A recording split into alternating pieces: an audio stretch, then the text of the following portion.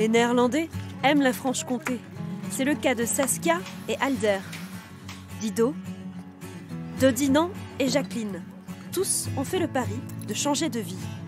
De Franse Droom, c'est comme ça qu'on dit le rêve français en néerlandais.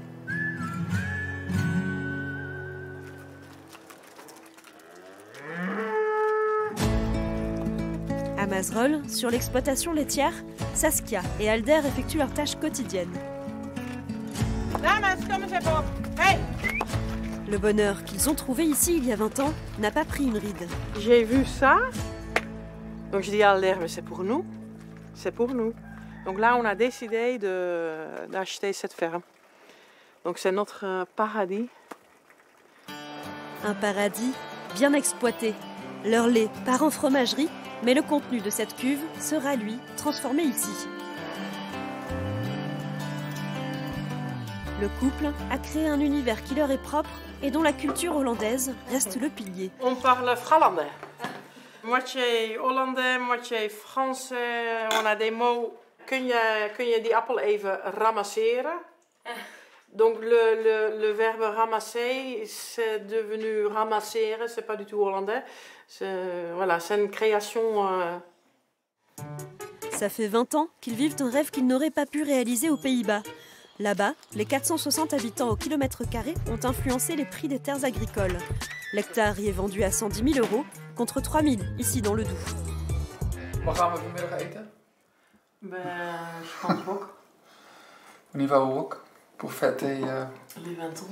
les 20 ans. J'ai rangé mon assiette. Ça nous plaît ici. Donc on ne voit pas passer le temps. On a eu les 4 garçons, on a notre vie sociale autour de nous. Donc, oui, on a une belle vie. Ouais. On est très bien accueillis et puis ça nous plaît. On nous sent vraiment à la place, à notre place ici. De la place, de l'espace, comme celle que nous connaissons bien dans nos régions. La nature, qu'en partie intégrante du quotidien, est devenue rare aux Pays-Bas. J'ai jamais vu ça aux Pays-Bas, de chercher des trucs dans la nature, de prendre le temps pour trouver des champignons, pour trouver des orties, pour trouver des pissenlits, pour mettre dans la salade. Renouer avec la nature, c'est l'envie partagée des Néerlandais que nous suivons. Jacqueline a déménagé en 2019. C'est la dernière arrivée de nos Néerlandais. Elle a posé ses valises dans le Jura, justement pour cette nature si accessible. La destination répondait à tous les critères, et surtout à ceux de ses chiens. Pourtant, ses premières années en Franche-Comté n'ont rien d'évident.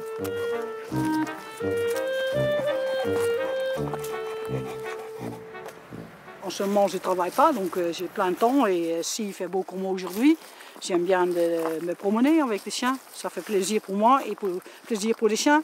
Suivre ses rêves, mais à quel prix? Pour ceux qui sautent le pas, il faut souvent faire preuve de persévérance.